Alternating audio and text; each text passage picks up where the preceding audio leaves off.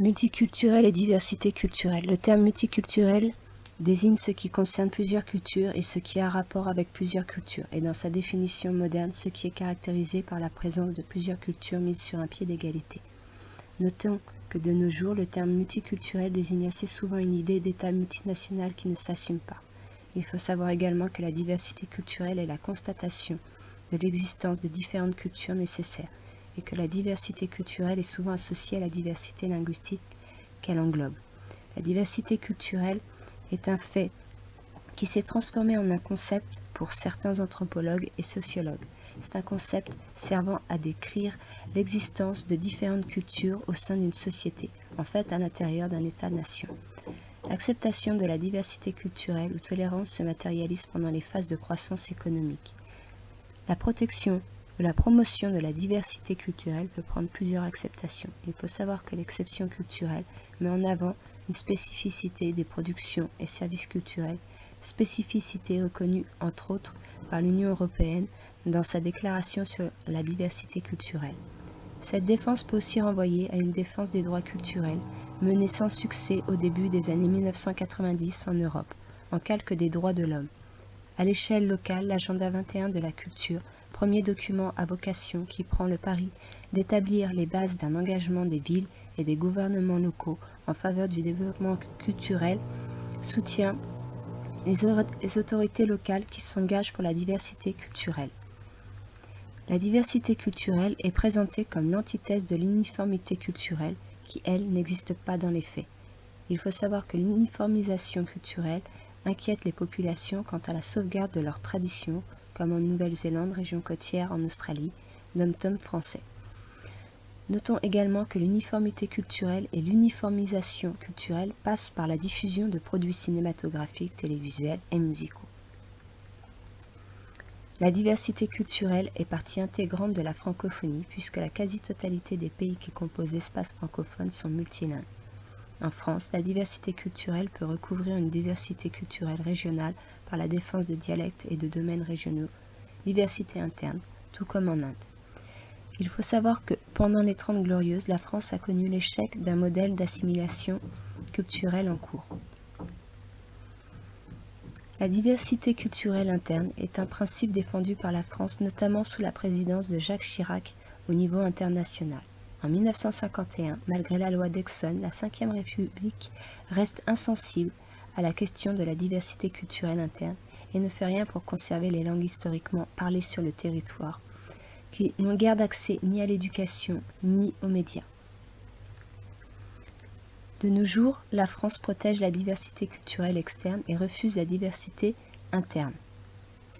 En Inde, le débat sur l'exception et la diversité culturelle, né au cours de discours scientifiques et de politique culturelle, a été vécu d'une manière toute virtuelle par le monde culturel et artistique hindou, qui ne manquait pas de manifester une solidarité de principe vis-à-vis des positions défendues par Jacques Chirac et la France en la matière, jusqu'à ce que la question de lointains débats d'idées ne s'invite en France, en prenant en quelques semaines une tournure plus concrète pour les diplomates et les acteurs culturels français, à l'occasion de congrès scientifiques et de politiques culturelles, avec notamment la France et d'autres pays comme l'Inde. Multiculturalisme. Il faut savoir que le multiculturalisme est un terme utilisé dans de nombreuses disciplines comme en sociologie, en anthropologie et en philosophie politique. C'est un terme ambigu qui peut signifier un pluralisme culturel dans lequel les différentes ethnies collaborent et dialoguent sans avoir à oublier leurs identités particulières. Ce terme met en évidence aussi bien des différences culturelles que des frontières au sein d'une même communauté. En sociologie, et selon son acceptation la plus courante, le multiculturalisme est synonyme de pluralisme. Pluralisme et multiculturalisme sont souvent utilisés indifféremment et peuvent se référer soit à une zone géographique où des communautés ethniques vivent en mixité et où coexistent des traditions culturelles différentes, soit à un pays dans sa globalité dans lequel vivent différentes communautés ethniques. La multiculturalité fait aujourd'hui le plus souvent référence à la coexistence d'un groupe ethnique indigène et de groupes ethniques étrangers. Comprendre le multiculturalisme implique de comprendre ce qu'est une culture. Les définitions d'une culture sont nombreuses, mais un trait les rassemble toutes, soit celui de la considérer à la fois comme un organisme social cohérent en lui-même et comme une entité isolable parmi les autres. Toujours d'un point de vue sociologique, le multiculturalisme est la conséquence d'un processus naturel ou artificiel, par exemple l'immigration légalement contrôlée, et se produit à l'échelle d'un pays ou à une échelle plus locale. Le multiculturalisme peut être artificiellement créé à la suite par exemple de la création d'une juridiction agrandissant en fusionnant des zones avec deux ou plusieurs cultures différentes, par exemple le Canada francophone et le Canada anglophone. Le multiculturalisme s'oppose à l'interculturalisme. Dans une société interculturelle, les immigrés ou leurs descendants participent à l'ensemble des activités de la société d'accueil. Une intégration culturelle réussie nécessiterait l'abandon d'une partie de la culture d'origine qui ne serait pas compatible avec les valeurs de la société d'accueil.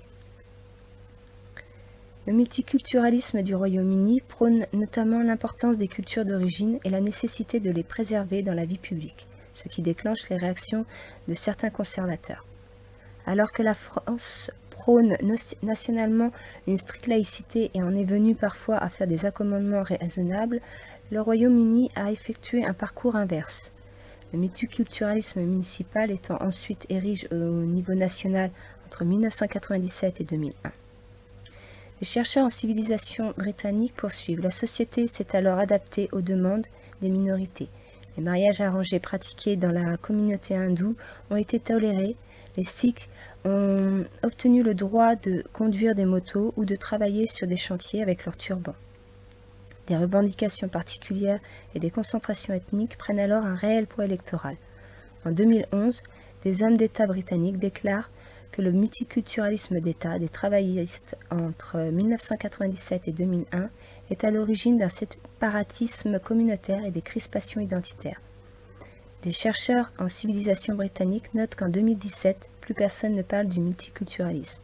Depuis 2007, la doctrine officielle est de promouvoir un retour à l'intégration des minorités ethniques afin de vivre en commun sur la base d'un certain nombre de principes. Cependant, concluent des chercheurs en civilisation britannique, les minorités ont tendance à vouloir rester entre elles et les Blancs, eux, n'ont pas vraiment envie de vivre avec les minorités.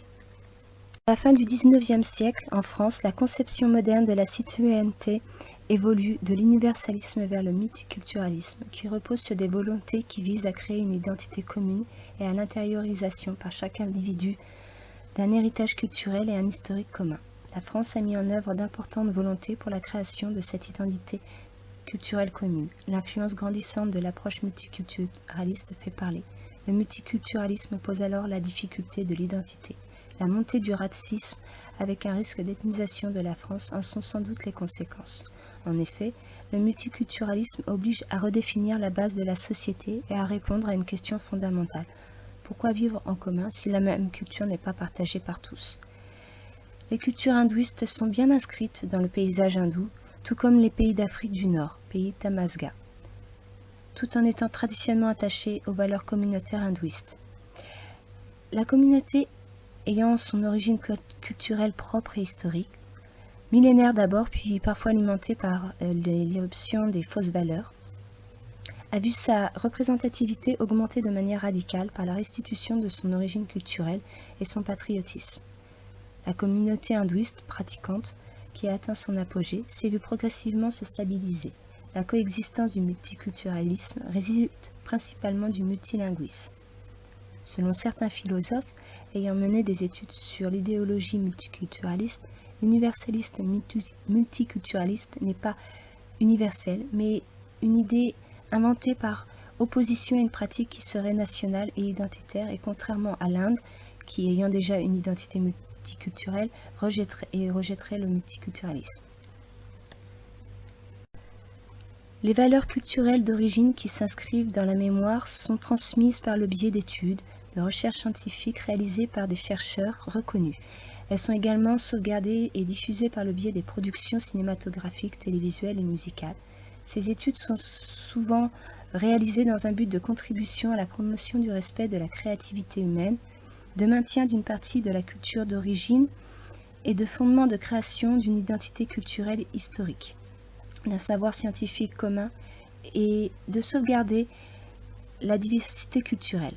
ainsi que le respect de la dignité humaine ou de redéfinition des bases d'une société et dans la volonté d'une coexistence multiculturelle diversifiée. Elle dévoile souvent l'étude du thème de la mémoire collective, cité très souvent dans des discours de rappel d'identité sociale, d'origine culturelle propre et multiculturelle. C'est cette même mémoire collective qui renvoie à une idée de nation qui ne s'assume pas, de nécessité de culture, de conservation de dialectes et domaines régionaux historiques, d'accès à l'éducation et aux médias, et crée une identité interne, une continuité des cultures et valeurs internes européennes, indiennes, ou des exceptions culturelles sans origine, ce qui est de nos jours à l'origine de nombreuses études scientifiques.